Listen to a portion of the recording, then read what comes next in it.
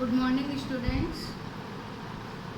अपन वापस से online classes start कर रहे हैं। मैंने आपको पहले फर्स्ट यूनिट पूरी कंप्लीट करा दी थी और फर्स्ट यूनिट में अपने चारों चैप्टर्स कंप्लीट हो गए थे। फिर अपन ने थोड़ा सा जूलॉजी का पार्ट स्टार्ट किया था और जूलॉजी में भी मैंने आपको 21, 22 और 23 तीन चैप्टर आपको कंप्लीट करा दिए थे। आज अपन स्टार्ट कर रहे हैं 24 चैप्टर ब्लड सर्कुलेटरी सिस्टम, ठीक है ना। तो सबसे पहले जो है आप ब्लड के बारे में जानते ही हो, ठीक है, क्योंकि हमारी बॉडी में और 11th में अगर आपको ध्यान हो तो ब्लड एक क्या है, ब्लड है एक तरीके का फ्लूइड, ठीक है, फ्लूइड कनेक्टिव टिश्यू, ठीक है। और ये अधिकतर जो है हायर कैटेगरी के जो एनिमल्स हैं उसमें मिलता है, ठीक है। और ये हमारी बॉडी का एक ट्रांसफ़र करने का एलिमेंट है, ठीक। तो पूरी बॉडी में आप कहीं पे भी थोड़ा सा स्क्रैच भी हो गया वहाँ पे भी आपको ब्लड मिलेगा, यानी कि हमारी बॉडी में पूरी चीज़ें उनका ट्रांसफ़र करने का काम किसका होता है, ब्लड का, ठीक है। इसीलिए इसका नाम क्या लिखा है, ब्लड सर्कुलेटरी सिस्टम। और सिस्टम मतलब होता है कि जब बहुत सारी चीज़ें मिलके उसमें ऑर्गन्स हैं, ठीक है, केमिकल्स हैं, बहुत सारी चीज़ें हैं जो कि मिलके एक तंत्र या एक सिस्टम बना रही है।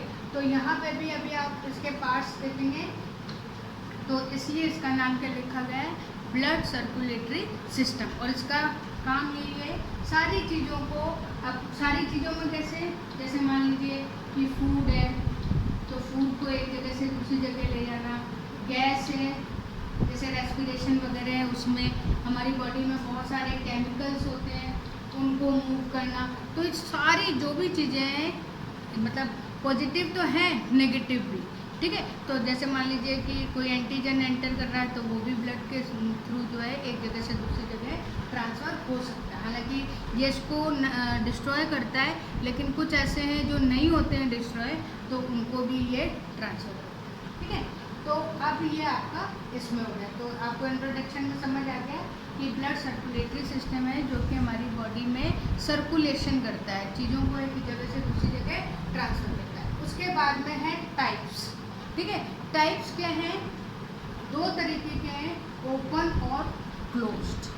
यानी कि जैसे मान लीजिए कि आपने अपने रूम में उसमें पानी ऐसे डाल दिया, ठीक है, तो वहाँ पे आपने पाइप वगैरह यूज़ नहीं किया तो एक जगह से जिस तरफ जाना होगा उस तरफ जो है पानी चला जाएगा। तो वही चीज़ यहाँ पे कि ओपन में कोई भी बाउंड नहीं है, कोई भी पाइप नहीं है, कोई भी ट्यूब नहीं है, जो ब्लड है या जो भी चीज़ है वो सेल टू सेल एक जगह ट्रांसफ़र होगी, फ्लो, फ्री फ्लो।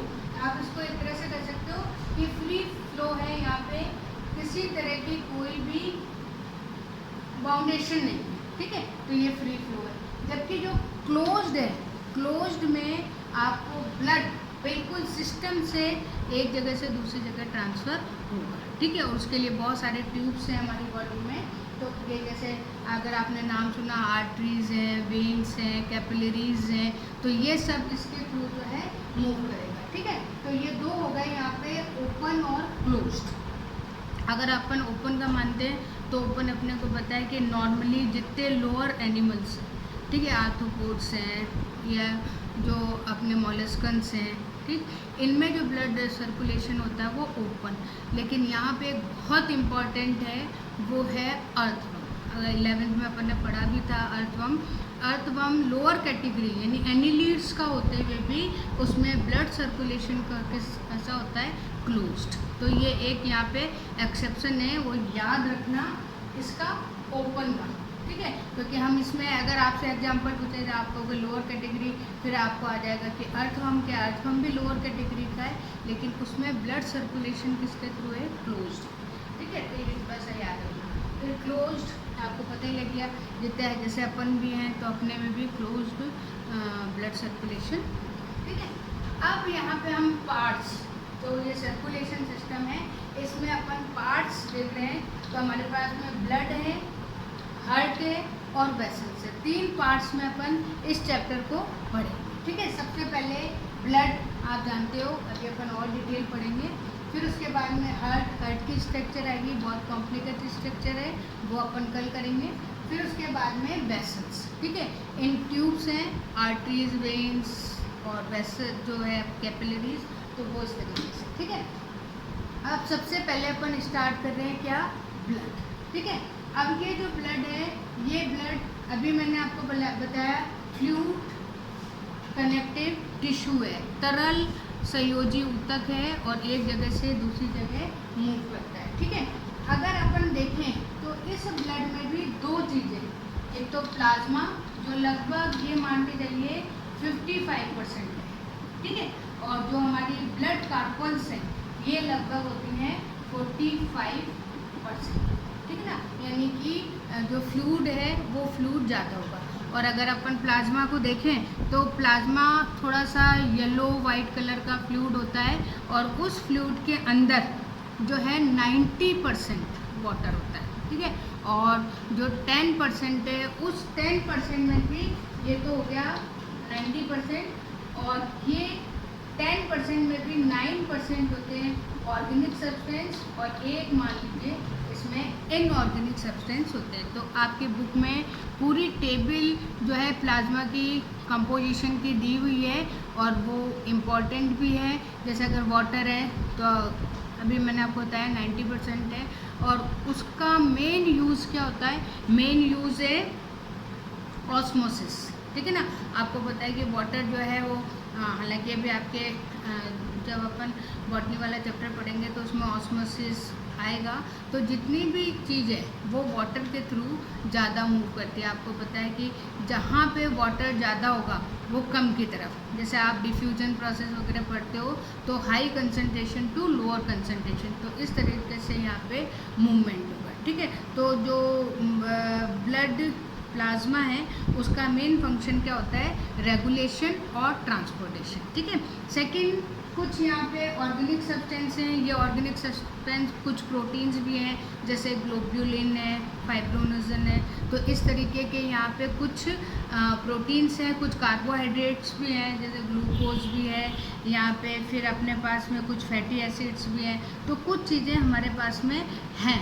ठीक है, फिर उसके बाद में इन ऑर्गन जो है इनऑर्गेनिक सब्सटेंस हैं, तो इनऑर्गेनिक सब्सटेंस में अपने पास में सोडियम है, सोडियम आयन है, पोटेशियम आयन है, क्लोराइड है, तो इस तरीके से यहाँ पे कुछ फ्री आयंस भी यहाँ पे प्रेजेंट है और इन फ्री आयंस का बहुत ज़्यादा यूज़ होता है फॉर ट्रांसपोर्टेशन। ठीक है, नेगेटिव अगर एंटर करना चाहता है तो कोई दूसरा नेगेटिव वहाँ से प्लेस छोड़ेगा तब जाके नेगेटिव एंटर करेगा। ऐसे कोई पॉजिटिव चीज़ अगर एंटर करना चाहती है तो पहले पॉजिटिव आयन वहाँ से रिप्लेस होगा फिर उसमें पॉजिटिव, तो इस तरीके से ट्रांसपोर्टेशन में ये यूज़ आती है।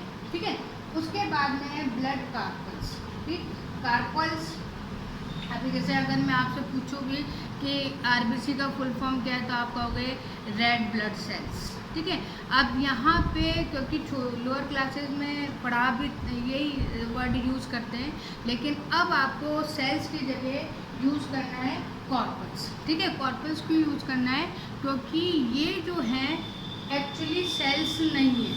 आपको कहीं एक न्यूक्लियस मिलेगा, कहीं एक बिल्कुल नहीं मिलेगा, कहीं 5 न्यूक्लियस मिलेंगे, खुद तो ये सेल की डेफिनेशन में नहीं आता है, इसलिए अपन इसको नाम देते हैं कॉर्पल्स। ठीक है, और ये आपको 45% आपकी बुक में एक वर्ड लिखा हुआ है हेमेटोक्रिटिक।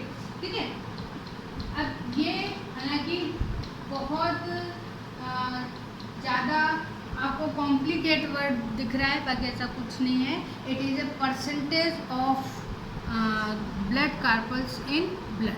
ठीक है, तो ये केवल 45% जो है उसी को एक तरह से आप मान लो कि व्हाट इज़ हेमेटोक्रिटिक, तो hematocrit is a total volume of blood corpuscles in blood, तो परसेंटेज हो गई। ठीक है, तो ज़्यादा कंफ्यूज होने की जरूरत नहीं। उसके बाद में अपन इसको भी 3 पार्ट्स में डिवाइड कर रहे हैं। सबसे पहले है आरबीसी। अब देखो आपकी बुक में तो है, थोड़ा सा पैराग्राफ में दिया हुआ है, लेकिन फिर भी आप जब इसको पढ़ें, ठीक है, तो आप जब नोट्स इसके बनाएंगे तो इन सबको आप पॉइंट्स में डिस्क्राइब करेंगे, ठीक है, तो वो चीज़ आपको बहुत अच्छी तरीके से याद हो, ठीक है। और इसलिए ही जैसे अभी मैं क्लास में होती तो आपको इसके मैं पॉइंट्स ही लिखाती। तो सबसे पहले हमारे पास में है आरबीसी, फुल फॉर्म वापस बता रही हूँ, रेड ब्लड कार्पल्स, ठीक है, क्योंकि ये जो है सेल्स नहीं है, ठीक है ना। और अगर हम इसका साइंटिफिक नेम देखें तो इसको इरिथ्रोसाइट्स बोलते हैं। तो चाहे आरबीसी कहो चाहे इरिथ्रोसाइट्स कहो, बात एक ही है, ठीक है ना। अब अपन इसमें कुछ चीज़ें कर लेते हैं, जैसे मान लीजिए कि सबसे पहले ये मान के चलो कि सबसे ज़्यादा जो मोर क्वांटिटी है वो किसकी मिलती है हमारे पास में, रेड ब्लड कार्पल्स में सबसे ज़्यादा आपको मिलेगी आरबीसी, ठीक है ना। और अगर अपन परसेंटेज के हिसाब से देखें तो लगभग ये मान के चलो कि 80 to 90% अपन इसकी क्वांटिटी मानते हैं, ठीक है ना। और अगर वैसे देखो तो 5 to 5.5 लाख पर मिलीमीटर क्यूब, ये इसकी नॉर्मल क्वांटिटी होती है, ठीक है। अगर अपन शेप देखें तो ये शेप इसकी कैसी है, बाई कॉन्केव, ठीक है। फिजिक्स में आप कॉन्वेक्स और कॉन्केव लेंस पढ़ते हो तो इसकी दोनों साइड्स कैसी हैं, कॉन्केव है, तो ये इस तरह से जो है आपको फूली हुई दिखाई देती है, बीच में तो इसके जो कॉर्नर्स हैं वो दबे हुए और बीच में कैसी होती है, फूली हुई, ठीक है। उसके बाद में अगर हम इसको देखें तो क्योंकि ये रेड कलर की है तो इसमें हीमोग्लोबिन प्रोटीन प्रेजेंट है, ठीक है। ये एक पिगमेंट है जिसके कारण ये रेड कलर की होती है। और ये जो पिगमेंट है, ये पिगमेंट दो चीज़ों से बना हुआ है, हीम मतलब होता है आयरन, ठीक है, और ग्लोबिन मतलब प्रोटीन, तो ये इन दोनों से मिलकर बना हुआ है। इसका मेन फंक्शन होता है transfer of oxygen and carbon dioxide, oxygen के साथ में ये ऑक्सी हीमोग्लोबिन बनाता है, ठीक है। इसके बाद में अगर हम हीमोग्लोबिन की ब्लड में परसेंटेज देखें तो हालांकि अकॉर्डिंग टू साइंस ये होनी चाहिए 15 ग्राम पर मीटर क्यूब, ठीक है, लेकिन फिर भी हमारे पास में अगर 10 से 12 ग्राम भी होती है तो वो सफिशिएंट है, हेल्दी जो है उसमें आता है, ठीक है ना। इसके बाद में अपन इसका ओरिजिन और डेथ, तो ओरिजिन इसका होता है बोन मैरो में, ठीक है, बहुत इम्पोर्टेंट है इसका।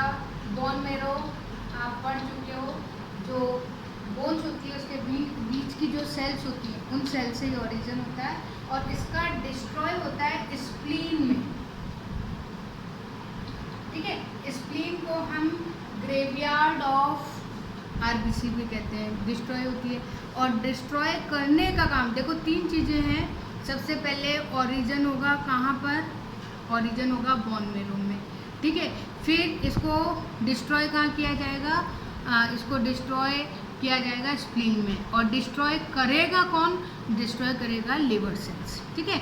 तो जैसे अगर आपने अभी मैंने आपको डाइजेशन वाला पढ़ाया था तो बिलिरुबिन जो है वो इस तरह के पिगमेंट है जो आरबीसी के टूटने से बनते हैं, येलो ग्रीन कलर के, तो वो आरबीसी के कारण ही तैयार होते हैं। तो ये कुछ इम्पॉर्टेंट है।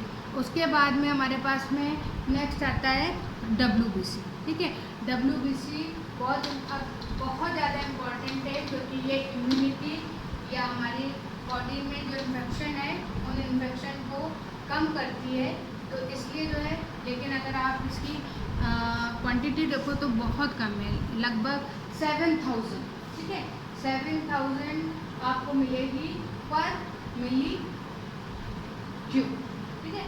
तो उसके आरबीसी के कंपैरिजन में बहुत कम है।